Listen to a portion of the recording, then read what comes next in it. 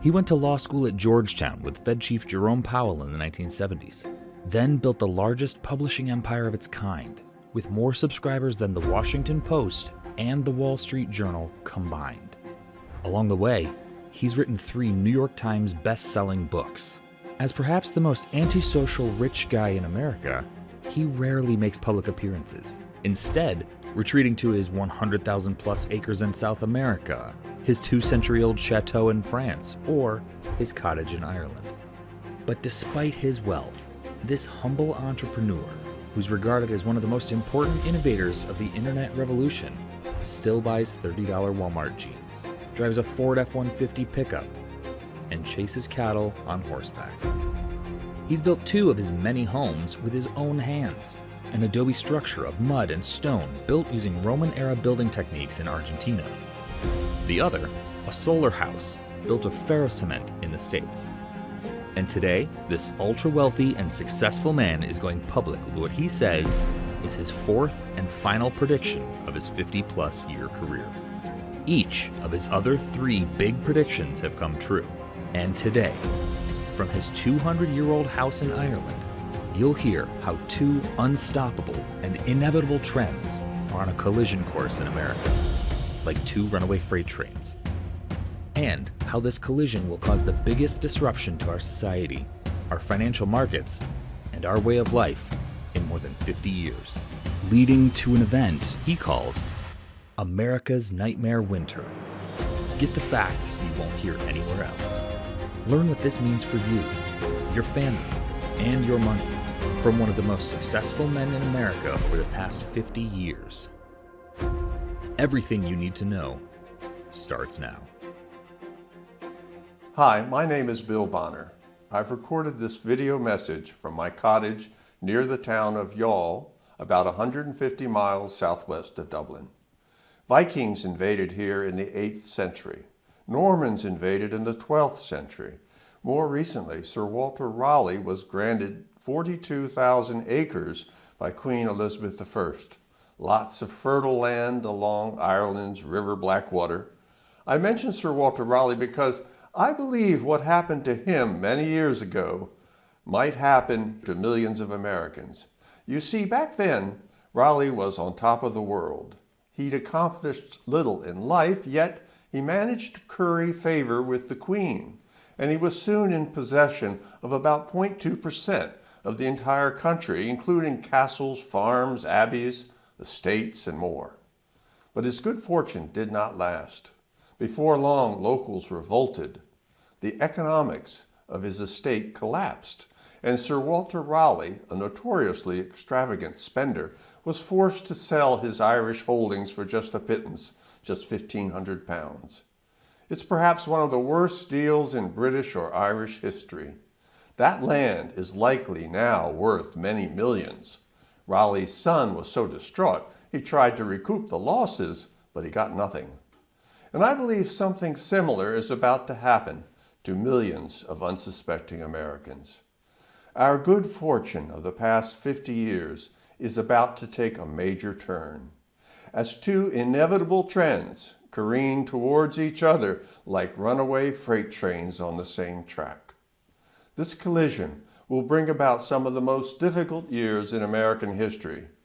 And so, after a 50-year career spent building one of the largest financial research firms of its kind, after launching offices in Poland, Spain, London, China, Russia, and India, and a half-dozen other countries, after watching my companies reach a market valuation of more than $3 billion, after earning more money than my wife and I, our kids and grandkids, can ever spend in several lifetimes, and after taking the federal government to court on behalf of America's future generations, I believe it falls to someone like me to warn you, clearly and without distraction.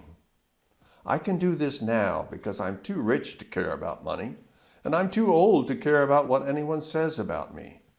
You see, I've made 3 similar macroeconomic predictions in my 50-year-plus career. All 3 proved to be right, though I was mocked each time.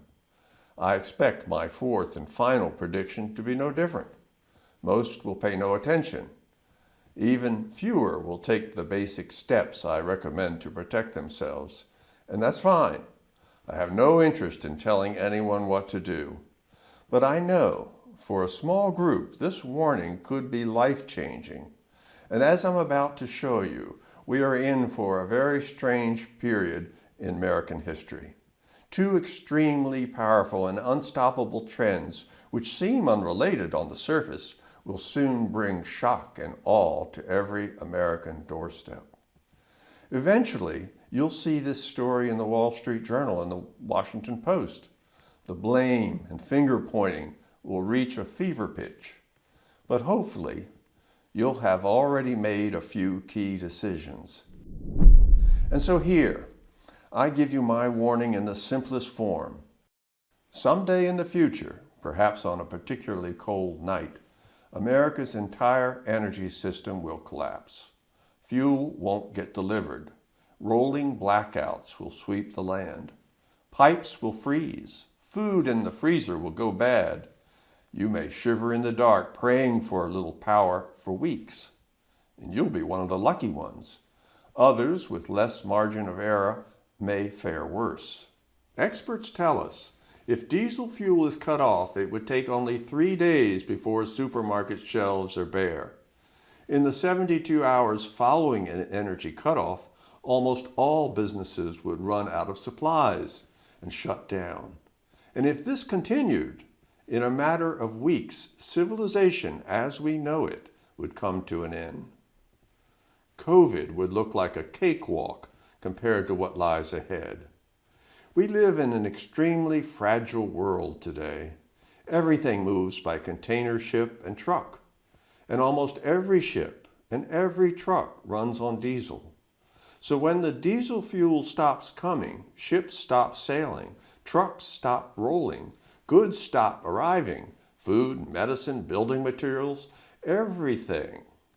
When that happens, people die. You won't see this reported in many places, but the cracks in the system are already appearing. Recently, East Coast diesel inventories plunged to the lowest seasonal level in 30 years, and diesel prices nationwide have hit record highs. Desperation is starting to set in. Thieves recently stole $1,700 worth of diesel in Indiana. Most Americans don't realize that diesel fuel is the workhorse of the economy. It's used everywhere to keep trucks, tractors, ships, freight trains, and factories moving. That's just the beginning. In the midst of all this, the electric grid won't be able to light up like it used to. It will depend more on solar panels and windmills.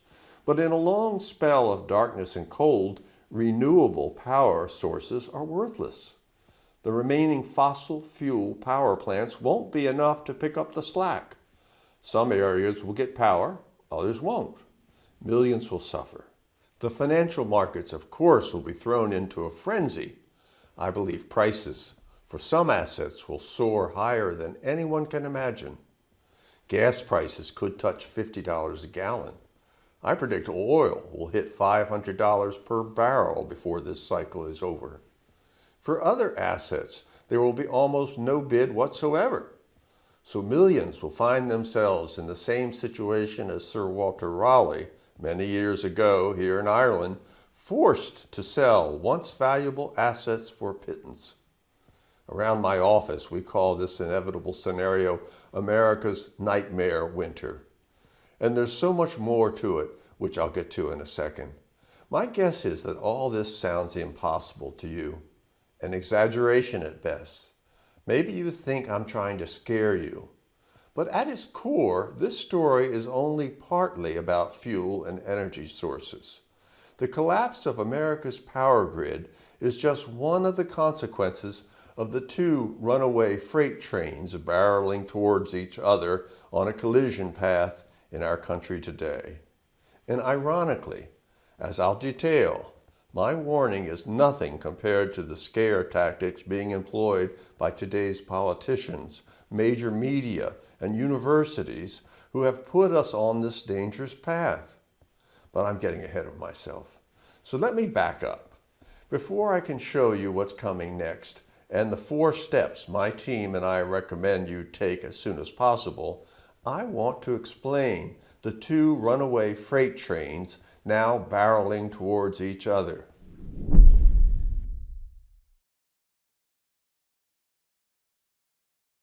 Like a lot of Americans my age, I was lucky.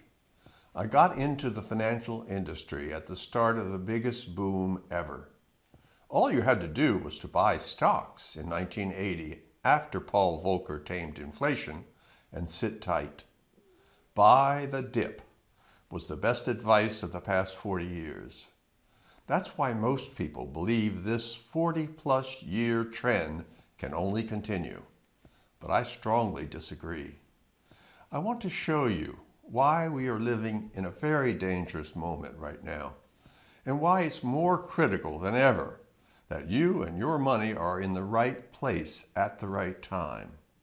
That's the secret for me and for you, not being smart or doing anything clever or complicated. You just have to make sure you and your money are in the right place at the right time. That's exactly what I'm going to show you how to do today. Along the way, I think you'll learn secrets about our country you've not heard before, like why I believe Warren Buffett just made one of his biggest bets ever in preparation for America's nightmare winter, and why the head of America's biggest private equity firm, Blackstone, says we're about to have social unrest and a new regime. In the coming minutes, I'll show you how America's elite, the whole elite, Republican as well as Democrat, the people who control the government, the Fed, the media, Wall Street, and the universities, are corrupt and incompetent and have put us on this path. What I see on the horizon could be the worst crisis ever in the U.S., a combination of 2 disastrous policies, which I believe could likely be followed by riots and ultimately some form of revolution. Now look, I'm not trying to influence U.S. policy or sue anyone again. I'm just connecting the dots as I've done throughout my career.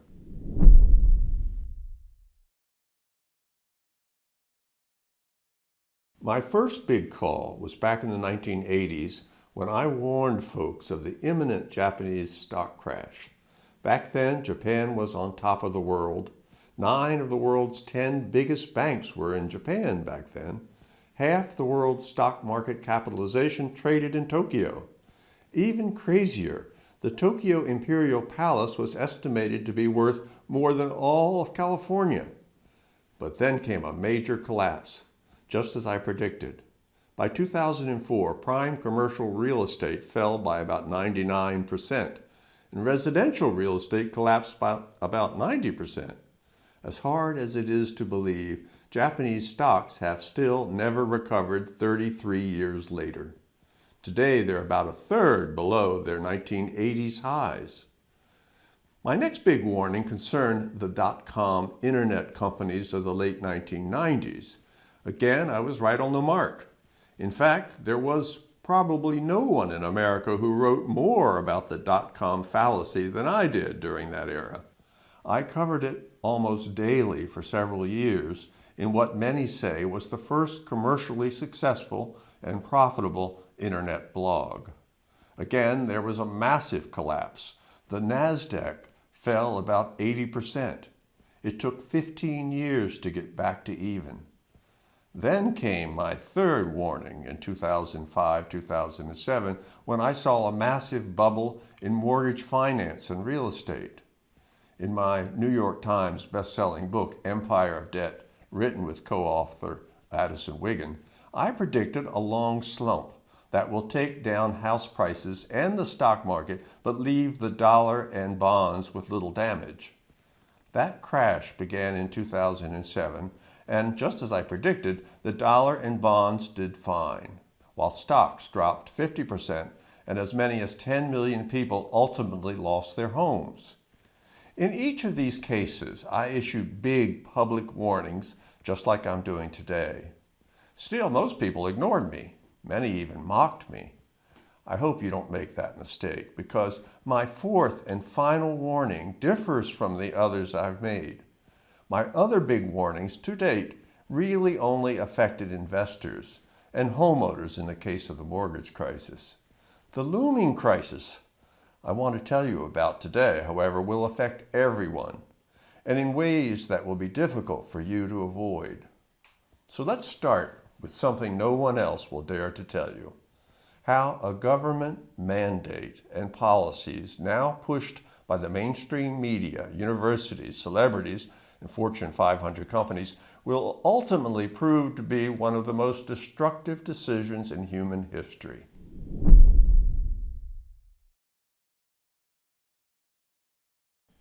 Governments do dumb things on a regular basis, but it's not often that a government rejects its most important source of wealth and security and tries to replace it with something that could bankrupt the nation and cause suffering for millions.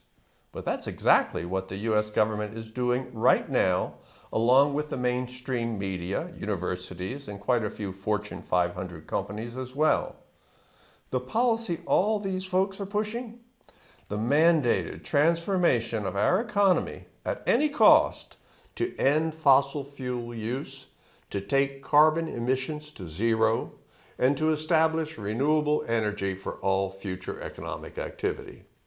This is the first runaway freight train barreling forward along America's tracks.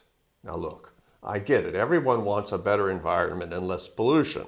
And someday, battery technology, wind power, and solar will probably become efficient enough to make up a meaningful portion of the electric grid. But not today, and not anytime soon. Not in the next 20 or 30 years, at least. And that's not my analysis. The U.S. Energy Information Agency says wind and solar combined last year made up just 12% of the power grid today. Even dirty coal made up almost twice as much, 22%. And looking at the next few decades, the U.S. Energy Information Administration says by 2050, renewables will make up only 38% of the U.S. grid. But the facts don't matter. So politicians are shutting down oil and natural gas production while spending obscene amounts promoting green energy. Oil wells are capped, generators decommissioned, storage tanks abandoned. New investment has almost completely come to a halt. Discoveries have fallen to a 75-year low. Banks will no longer lend to oil and gas companies because it's bad for their image. Today, in America's Northeast region, there are just 7 refineries that process diesel fuel. There used to be 27. The CEO of Chevron says there will never be another refinery built in America thanks to the state of policies around the world towards fossil fuels.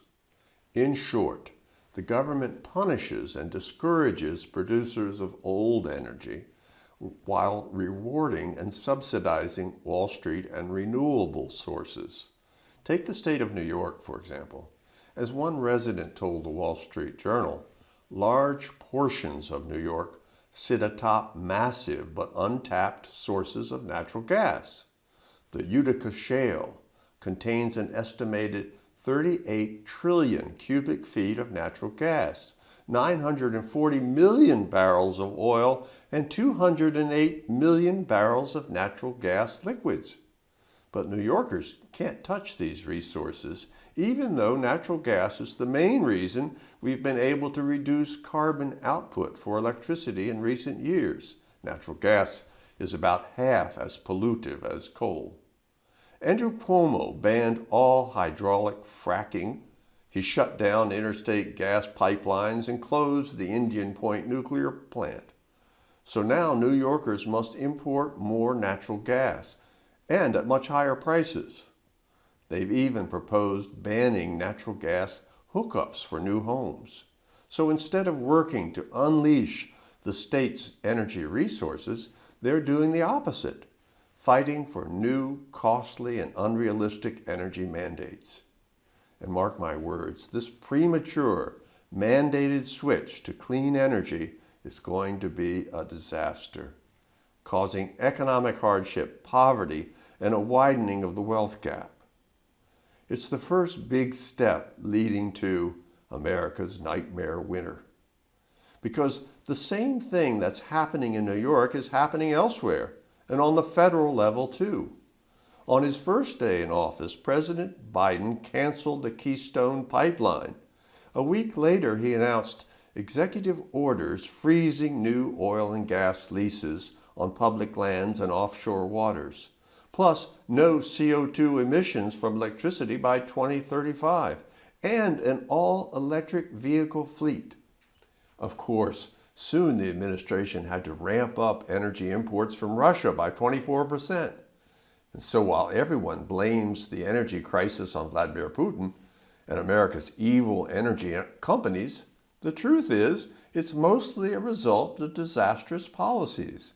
And this is only going to get worse. Remember my conservative prediction. Before this cycle is over, gas will hit $50 a gallon, oil will hit $500 per barrel. And here's the thing.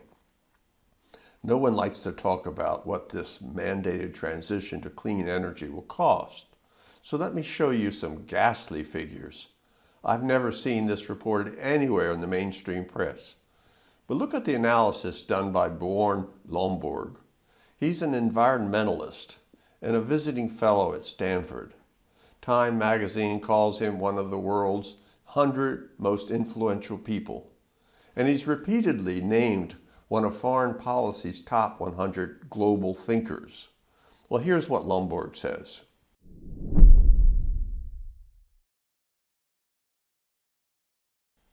New Zealand was the first country to promise a carbon-neutral economy. In 2007, the Prime Minister said her small nation, with roughly the population of South Carolina, would be carbon neutral by 2020. The elites loved it. The UN called her a champion for the earth. Well, long story short, New Zealand not only failed to achieve the vision, but also failed to reduce any emissions whatsoever. So what did the government do next? They doubled down on this terrible idea and proposed carbon neutrality by 2050. The one good thing about New Zealand's efforts is that they are the only country we know of that's actually looked at legitimate cost estimates for going carbon neutral. And what is the price tag exactly? Well, New Zealand's leading independent economic think tank says getting halfway to the target, cutting 50% of New Zealand's emissions by 2050, would cost at least $19 billion annually. Lomborg says that's about what the country spends on education and health care. But keep in mind, cutting the first half of carbon emissions is the easy part, the low-hanging fruit. It gets a lot harder and a lot more expensive to cut out the second half.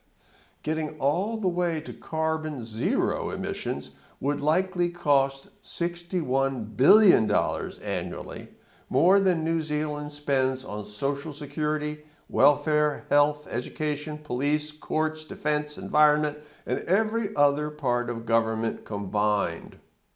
Lomborg says gas taxes would need to hit $8.33 per gallon every year for the next 30 years. And that's just the taxes, not including the fuel cost. And it's worth pointing out that Lomborg's estimates were made before energy prices skyrocketed 200% in the last 20 months.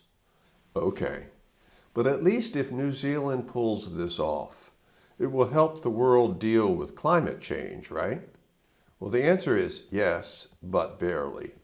Lomborg says, if we assume New Zealand will actually deliver and stick to its promise for the rest of the century, the total amount of greenhouse gas reduction will deliver a temperature reduction of 0.004 degrees Fahrenheit in year 2100. In other words, the country will go bankrupt, and it won't make a lick of difference for the rest of the planet. All of this is scary to think about, but here's the really terrifying part. If we take New Zealand's cost model and apply it to the U.S., Lomborg says it implies a cost of at least $5 trillion for America in today's money, not just once, but every single year. That's more than the federal government estimates it will collect in total revenue in 2022. Still, the U.S. government plows ahead, along with the mainstream media, the celebrities, the school systems, and more. Need more evidence that this is a disastrous plan? Look at Germany's energy scheme called Energiewende, meaning energy transition, which started in 2010. Today, Germany has among the highest energy costs in the world, and fossil fuel use has declined only 1% since the massively expensive program was started, according to Lomborg's analysis. How bad will it get for Germany? Well, a report just out says producer prices in Germany are up a whopping 33.5% from last year. Yes, 33.5% in a single year. It's destroying the German economy. Electricity costs are up 87% compared to a year ago, and natural gas prices are up 154%. That's a lot of numbers, I know. And if you want to see the sources for these figures and all the data presented here, see our details and disclosures page linked at the bottom of this page. The point I'm trying to make here is simple. It's not that we all don't want a cleaner, healthier environment. We all want green energy to work. And eventually, in 50 years or so, it probably will. But today, the reality is these green energy technologies are simply not ready to provide the bulk of our power. No matter what we're willing to pay, green energy mandates will cost trillions of dollars, and in their current form will do nothing to prevent global warming, or almost nothing. But America's elite caste, the politicians, mainstream media, celebrities, and the universities continue to tell us that we have only until 2030 to solve the problem of climate change. And yes, I refer to this group as a caste. They are nearly permanent members of the ruling class. And Dwight Eisenhower warned about them in his farewell address back in 1961. He said they would have unwarranted influence on America and acquire a vast amount of misplaced power. Eisenhower was right back then, and since then it's only gotten worse. Today, it's DC insiders, it's academics, and Wall Street types at the Federal Reserve, it's celebrities from Hollywood, and it's the media, especially the mainstream media. Today, the elite caste tells us that we must make this shift to green energy immediately, and no matter what the cost. This is what science says, they scream. But the elite caste has been trying to scare us for decades. Back in the 1970s, Stanford ecologist Paul Ehrlich said overpopulation would destroy the world. On CBS National News, he said, sometime in the next 15 years, the end will come. And by the end, I mean an utter breakdown of the capacity of the planet to support humanity. Well, guess what? 50 years later, there were more than 3 times as many people on the planet compared to when Ehrlich made the dire prediction. In the early 1980s, the UN predicted planetary devastation as complete and as irreversible as any nuclear holocaust by the year 2000, due to climate change, ozone layer depletion, and acid rain. Then in 2006, Al Gore estimated that unless drastic measures to reduce greenhouse gases were taken within 10 years, the world would reach a point of no return. And while Gore's bombastic predictions failed to materialize, he became the world's leading celebrity environmentalist, and his net worth went from less than $2 million to more than $200 million. That's one of the things I've learned over my 50-year career. To find out why so many people are pushing such a flawed agenda, you've got to follow the money. I'll show you in a minute why the same is true today. and where the big money is really going. While the overall stock market has collapsed, some people are getting rich. I'll show you how. In fact, I'll show you where America's best investor, Warren Buffett, is making one of the biggest investments of his career. You can get on this trade too. I'll show you how in just a second. But first, let me get to the second runaway freight train headed our way, which will inevitably lead to America's nightmare winter. Our mandated switch to green energy is a huge problem, but this second problem might even be bigger.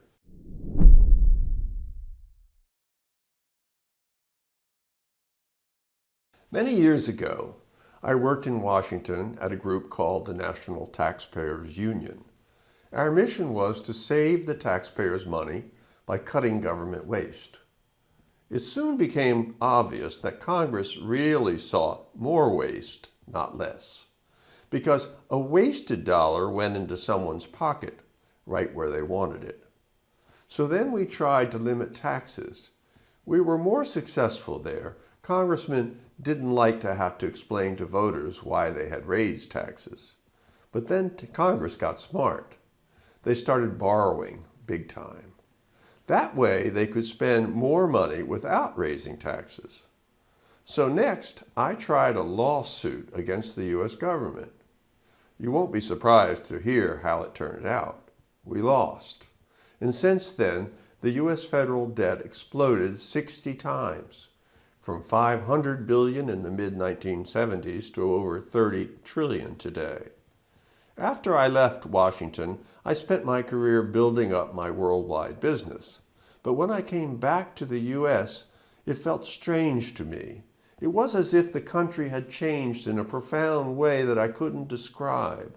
The country I knew no longer exists, and there's no going back. One of the places I spend a lot of time today is northern Argentina.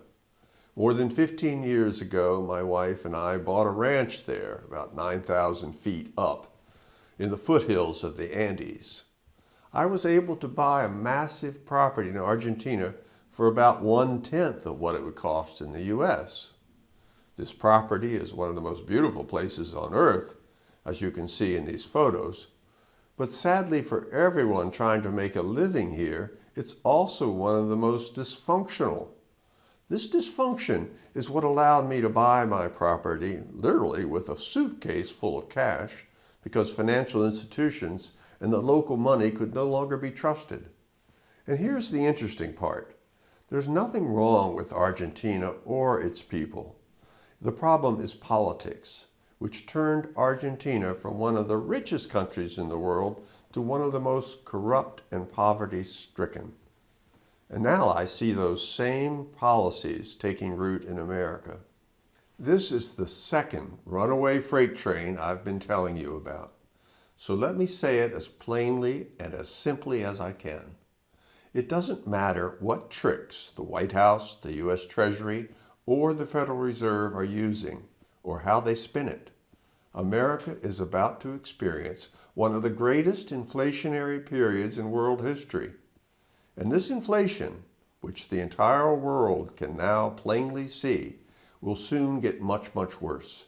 It will push millions of Americans down out of the middle class, out of private retirement, out of private health care, and out of a decent life based on independence and privacy, into a collectivist nightmare.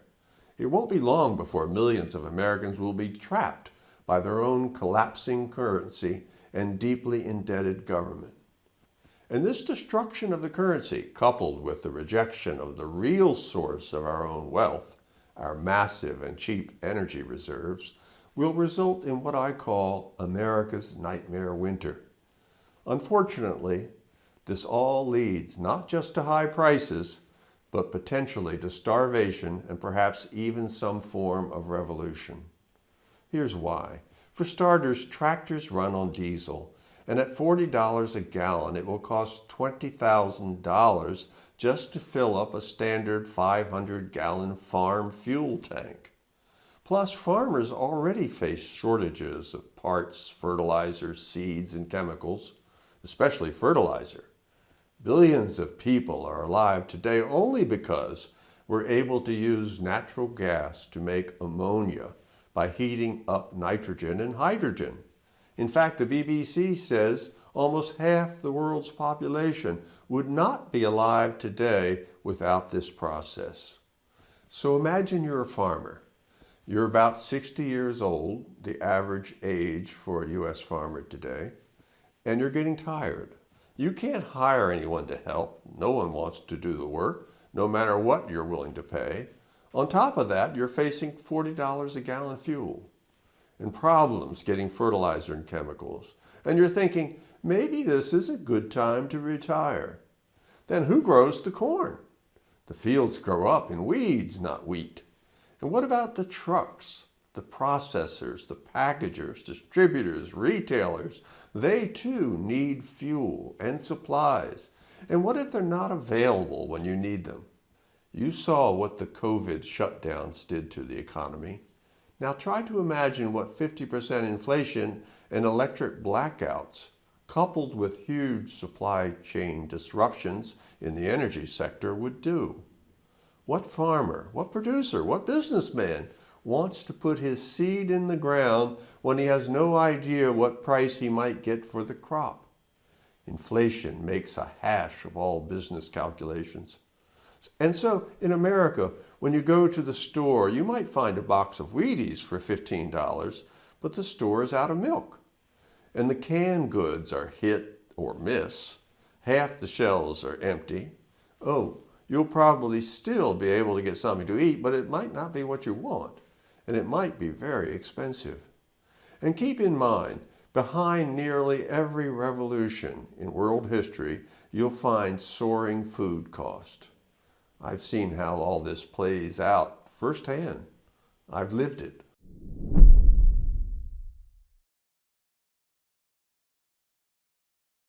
Here's another thing no politician or anyone in the elite caste will bother telling you right now.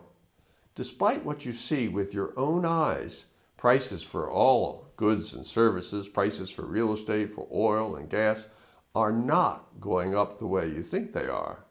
You see, what's happening in America today is very similar to what happened in Argentina. The truth is, prices are not going up. It's the value of your money that's going down. Economic historian Adam Ferguson explains this phenomena in his book, When Money Dies.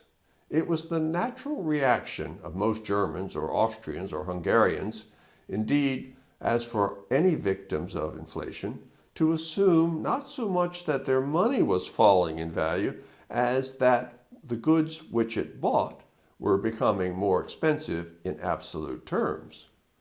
This U.S. government has destroyed the U.S. currency beyond any state of repair or recovery. There is simply no turning back. This is what happens when you print more money over an 18-month period than we've printed in the previous 200 years of our country's existence. This is what happens when you print $1 trillion new dollars into existence in just 2 days in March of 2020. Yes, that's what really the government did. Time magazine wrote about it, although you barely heard a whisper about it anywhere else. This is what happens when the Fed prints more than $5 trillion into existence since late 2019. This list of money handouts just goes on and on. And politicians are talking about ramping it up even more today. Gavin Newsom, governor of California, for example, recently proposed sending all state car owners $400 checks to offset higher gas prices. Others receiving checks will include renters, folks who pay utility bills, nursing staff, parents who pay for childcare, and more. Oh, and also free public transportation for everybody. If you think California's prices are high now, wait till Newsom's $18.1 billion inflation relief package hits the streets. But this is the new way forward in America. We'll fight inflation by flooding the system with even more money. The one thing you must remember if you live in America and hope to survive the coming years, is this: inflation and currency devaluation is not just a threat, it's the government policy from this point forward. In the coming years, everything you will do will be governed. Everything will be controlled more and more by the state and their handouts. More welfare and eventually universal basic income, Medicare for all, free college, more debt and more debt forgiveness for a hand-selected group of individuals and corporations. Biden's recent student debt forgiveness package is just a small taste of what's coming. We'll see income security handouts, price controls, much higher taxes, more and more Americans not actually working, just like in Argentina. Already the government's share of the economy has gone from 22% before the lockdown to upper 30% today. Soon, I believe it will be 50% or more. As we move forward, shortages for everything will escalate. More government weakens everything and pushes us more into debt. We are now rapidly accelerating into this new phase. Of course, politicians love it. They'll have more say and more power.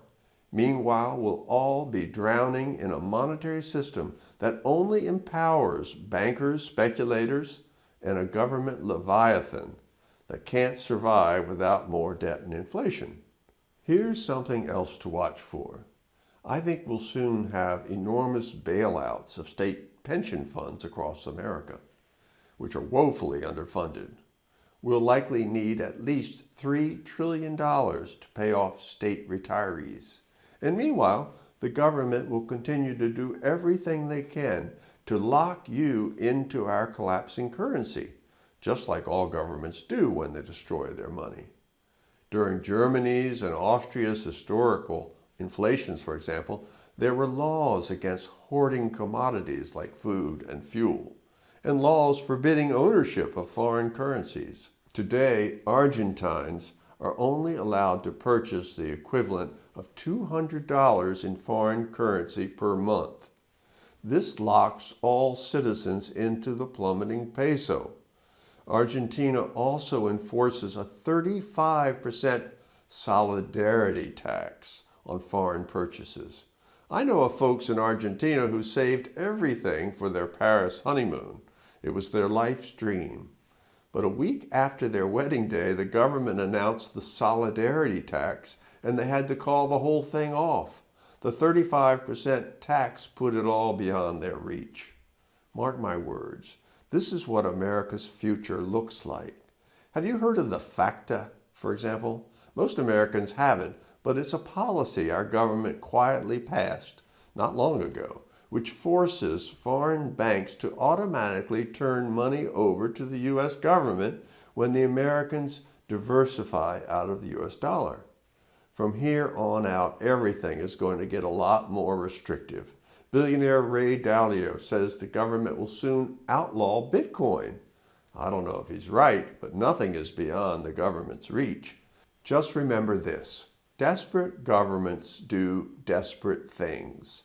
Even the extremely conservative billionaire Warren Buffett has said they, the government, will come after corporations. They will come after individuals. They're going to have to raise a lot more money. But here's the thing. The worst part of a currency collapse isn't the rising prices or the shortages or restrictions on what you can and can't do with your money. The worst part is that when you destroy the money, you infect and corrupt everything. As my colleague Jim Grant says, inflation is not about increasing the money supply growth. It's essentially the fiscal breakdown of the state. As a German woman told Nobel and Pulitzer Prize winning writer Pearl Buck about her country's famous early 20th century inflationary collapse, we used to say the dollar is going up again, while in reality the dollar remained stable, but our mark was falling. It all seemed just madness, and it made the people mad. The fiscal breakdown of the state ultimately leads to the breakdown of society. You can see this madness in Argentina every single day. Recently, a truck carrying cows to the slaughterhouse was stopped by a mob in Buenos Aires. They were so desperate, they slaughtered the cow right there on the street and cooked it over an open fire. Argentina's 50% inflation has destroyed the economy.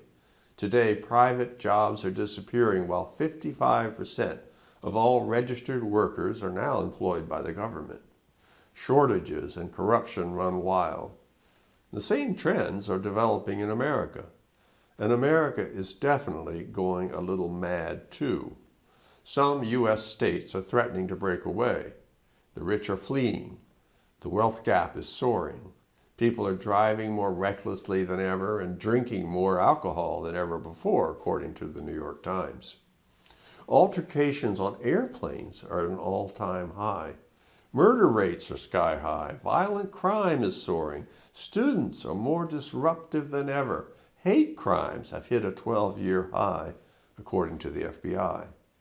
And so make no mistake, these inflationary changes are now unstoppable and could potentially destroy everything that remains uniquely American in our country. I think America's nightmare winter is now inevitable, and here's exactly what I believe it will look like.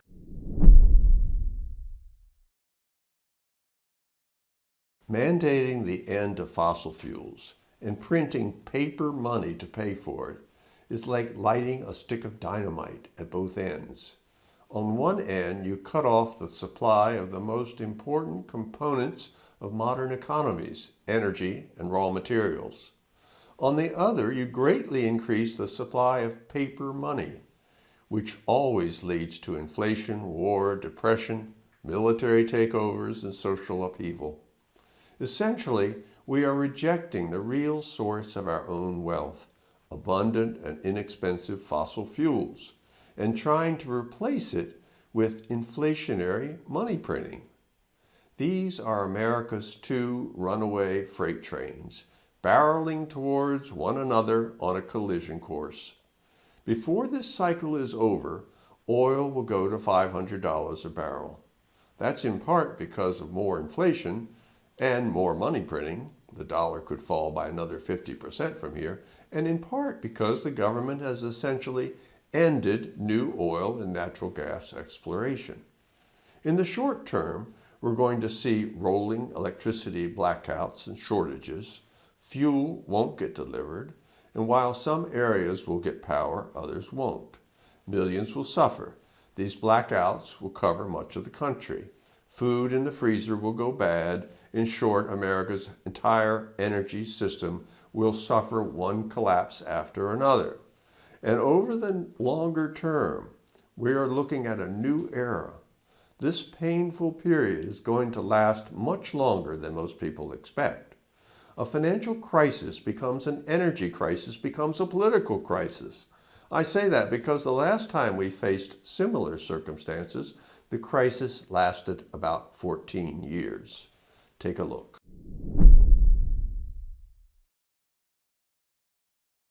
In 1965, President Lyndon Johnson began massive spending and took on huge budget deficits for the Vietnam War and his Great Society benefits: Medicare, Medicaid, Head Start, urban renewal, environmental issues, new immigration policies, and more. Sure, sounds like a lot like the new programs that are being rolled out today, doesn't it? Back then, like today, inflation was gradual at first, then things began to spin out of control. And America got exactly what it's getting right now: big increases in both inflation and interest rates, combined with an energy crisis. Most Americans alive don't remember this, but OPEC banned oil exports to the U.S. in October 1973. Gas prices quickly shot up 37%. Gas was rationed. Many stations ran out.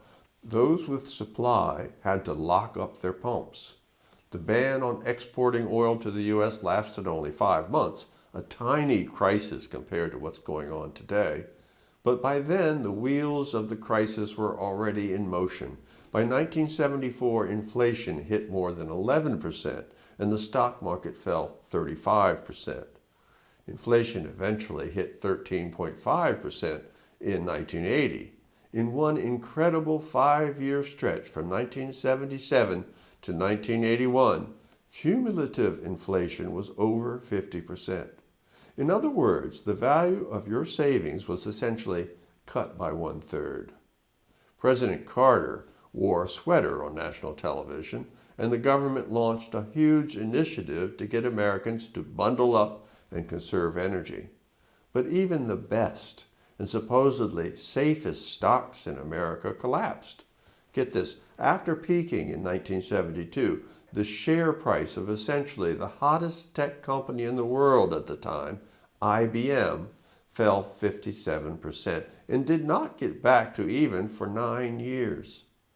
I've heard lots of people talk today about buying Disney lately because it's fallen about 40% from its highs, but I doubt Disney's fall is done. During the 1970s, the stock fell 83% in less than 2 years.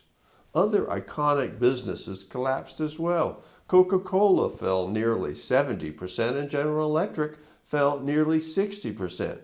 Both of them took 9 years just to get back to even.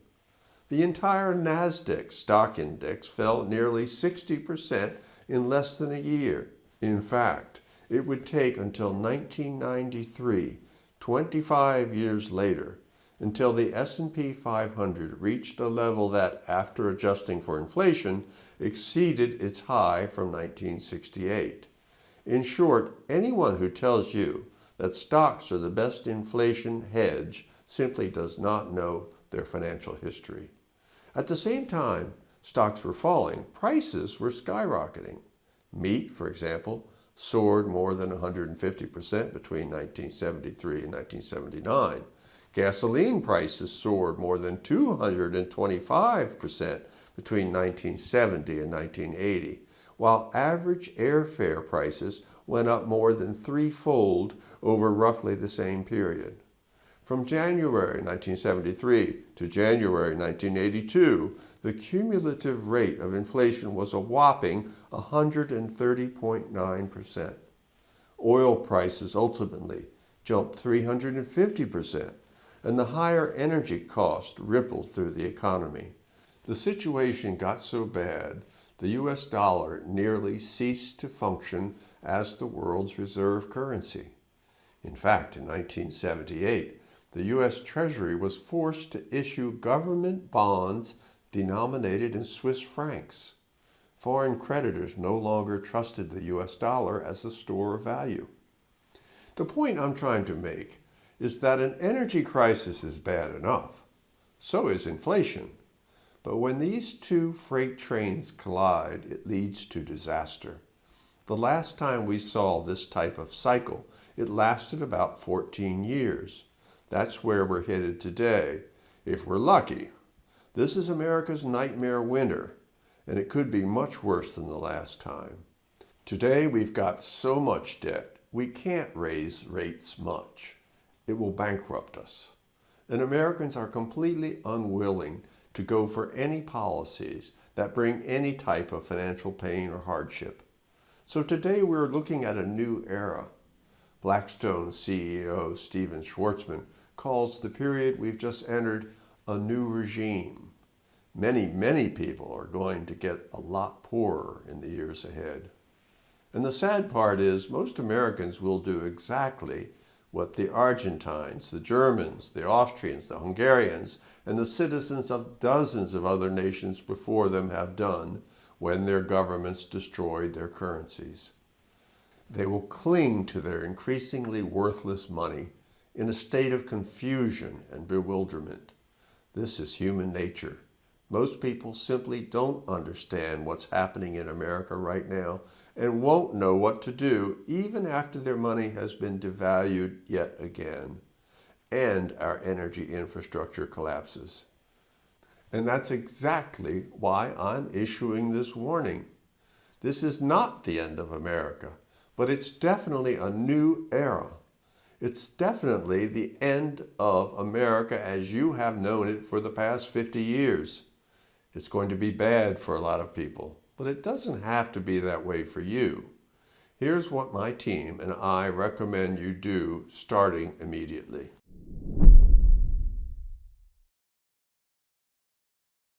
Over the past 50 years, I've had an interest in companies that have engaged with many great investors and many of the most connected people in Washington, D.C., like former U.S. Congressman Ron Paul, federal government consultant Jim Rickards, and legendary accountant Joel Littman, who's been asked to address the Pentagon 5 times in just the past year.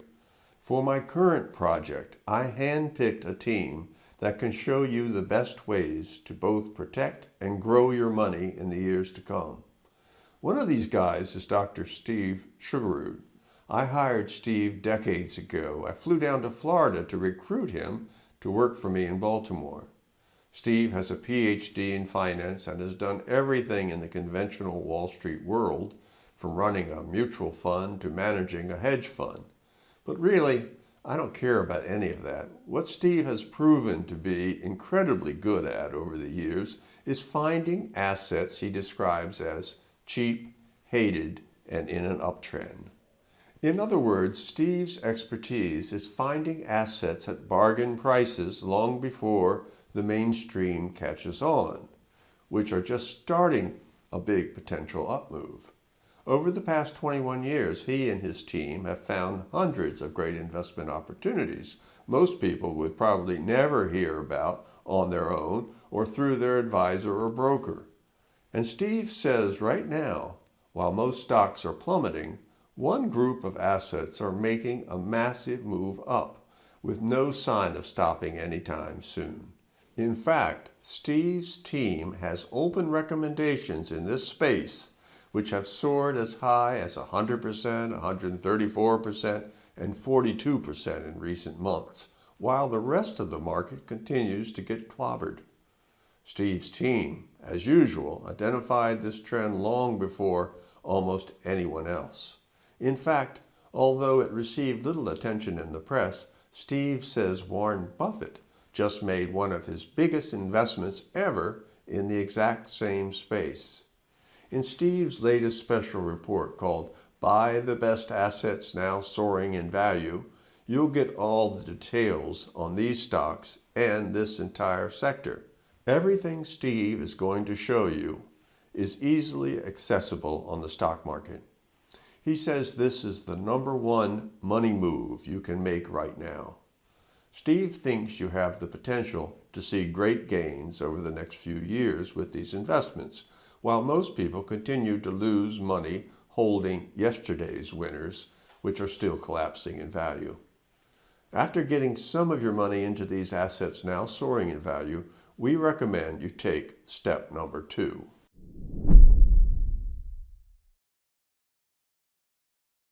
Step number 2 is a little unusual. It has nothing to do with stocks, bonds, or anything Wall Street folks typically recommend.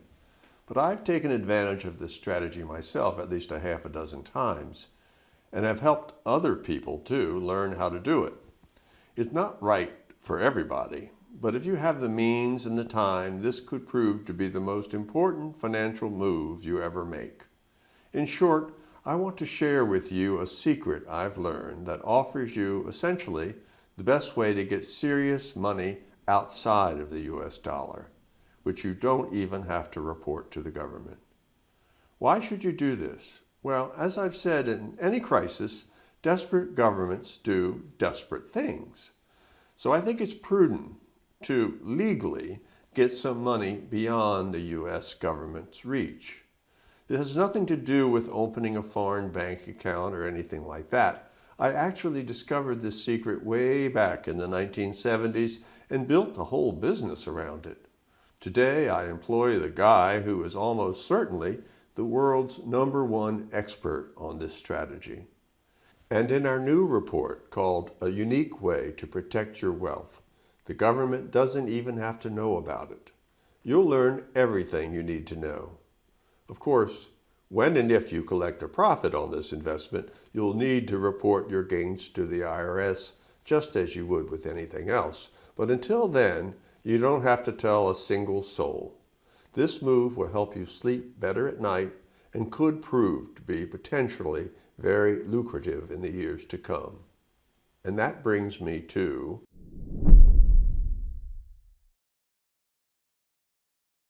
the next move I suggest you make is another idea from Steve Sugarrood. He discovered this strategy about 20 years ago and has helped thousands of people learn how to take advantage of it ever since. And Steve says it's an absolutely perfect money move right now. In a nutshell, Steve says there's a unique way to buy gold and silver that has nothing to do with gold or silver bullion and nothing to do with the stock market. In essence, it's like gold or silver, only better. It's like a secret currency, and according to Steve's research, from 1972 to 1974, this investment rose 348%, according to an index that keeps track of it. At the same time, stocks dropped more than 30%. From 1976 to 1980, while the S&P 500 plummeted 35%, this investment realized a 1,195% profit. And between 1987 and 1989, investors took advantage of this secret currency, saw profits of 665%.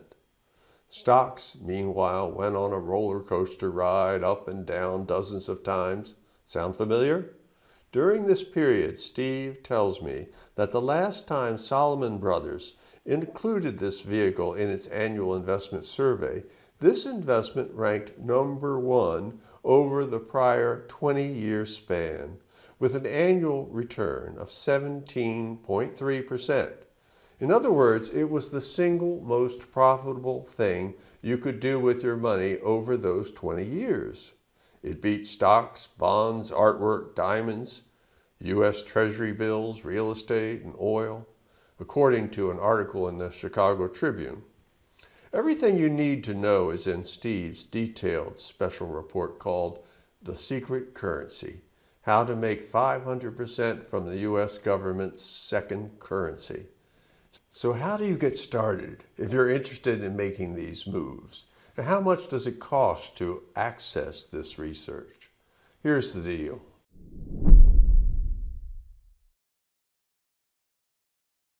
The last time we faced an energy crisis combined with massive inflation, Nixon was in the White House and changed the world's monetary system, cutting the last link between the dollar and gold. As I explained earlier, back then I was deeply involved in an effort in Washington, D.C. to stop the government from wrecking the country. First, we tried the lawsuit I mentioned.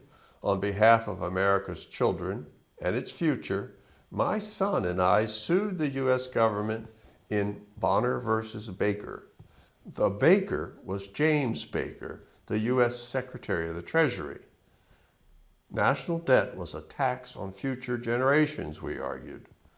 Laying on this sort of intergenerational obligation amounted to taxation without representation and should be banned. The court threw out our suit. So next we tried an amendment to the U.S. Constitution. The Balanced Budget Amendment would have blocked the feds from running deficits except in times of war or national emergency. 32 states approved it, 2 short of the required number. I learned my lesson. It's a waste of time, money, and energy to fight the feds. It's a no-win situation. So this time I'm doing something different. I'm not organizing a protest or filing a lawsuit. In the 50 years since I tried to take on the feds, my companies have made billions of dollars. And I've assembled a collection of some of the best investment and political analysts in the world. So instead of going after the government, I've partnered up with some of the best analysts my companies have hired over the years and have put together what we think is the perfect mix of research and analysis to help folks right now. We are 100% convinced America has entered a new era, a new regime. America's 2 runaway freight trains, the mandated switch to green energy, and soaring money printing, borrowing, and inflation, will cause huge problems and much, much higher prices. Like I said, this is not the end of America, but the rules for making and protecting your money are going to be very different in the years to come. And I think we've assembled the right mix of folks who can help you to do both of these things, protect what you've got and grow your wealth too. But before I show you exactly how to get started with this research, there's one more interesting step my group thinks you should consider.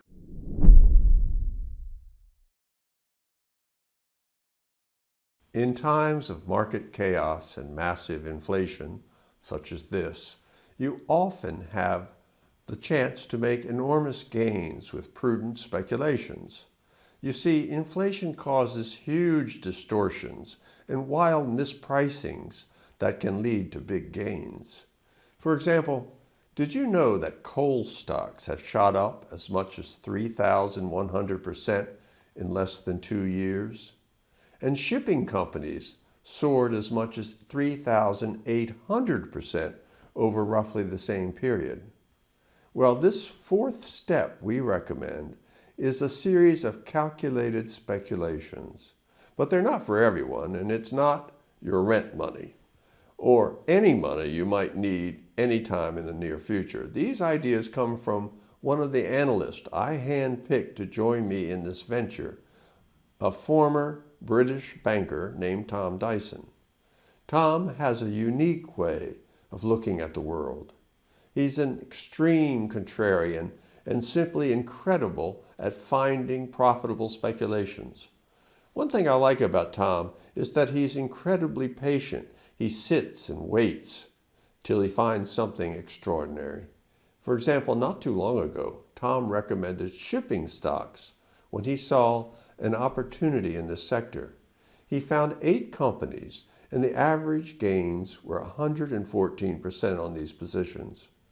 Tom did something similar a few years back when he noticed the Bank of England, which owned gold for its entire 300-year history, dumping about 395 tons of gold starting in 1999 at an average price of $275 per ounce.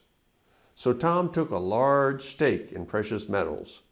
Gold is up 500% since then, and Tom made $200,000, although he's the first to admit that he sold too soon. Tom is also the first person I know who bought Bitcoin. He even gave me one, although I have no idea where it is today. Tom started buying Bitcoin when it was just $6. It's up about 300,000% since then. Again, Tom made a killing. And today, Tom has found another set of mispriced speculations, which he says have the potential of returning 1,000% or more, even in the worst of markets. I'm not going to say much more about these moves here, because we'd like our subscribers to learn how to get into these trades before we reveal them to the public. But I will say, you can get into these speculations today for less than $5. Again, this is not for everyone. You will probably do just fine by following the first 3 steps I've already outlined for you. Also, you must remember that all investments carry risk, and these speculations even more so. Just because Tom and Steve have found so many incredible opportunities over their long careers does not mean they will do so again. And of course, you should never invest money you can't afford to lose. Everything you need to know about this 4th step is explained in our detailed report called The Art of Speculation. In this report, Tom details a handful of fascinating trades brought about by wild recent price swings. If even just one hits, it could make a big difference to your bottom line. So how much does all this research cost? Well, the retail price for everything I've described to you here is more than $300, but as part of this special deal I put together, you'll pay just $49 for the next year. This fee entitles you to a 1-year subscription to Steve Sugarroot's True Wealth Research, where Steve and his team show you the best investments in the world that are cheap, hated, and moving in an uptrend. Every month, I'm sure Steve and his team will introduce you to many money-making ideas you've never considered before.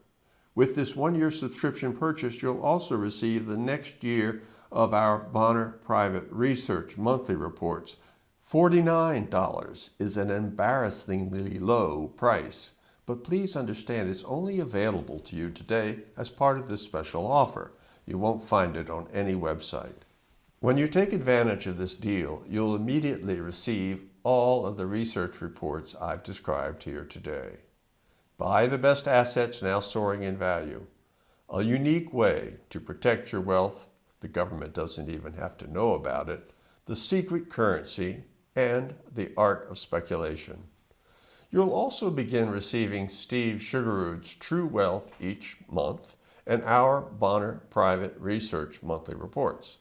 Plus, you'll get the daily market analysis and updates from Steve's team and mine, and access to archives, which includes more than 100 special investment reports on subjects such as how to structure the perfect portfolio right now, how to know exactly when to sell any investment, and even a digital copy of my latest book, and much, much more. Again, as a first-year subscriber, you'll pay just $49. I can't imagine a better deal exists anywhere on or off Wall Street. Now, of course, all investments carry risks, so please do not invest more than you are willing to lose.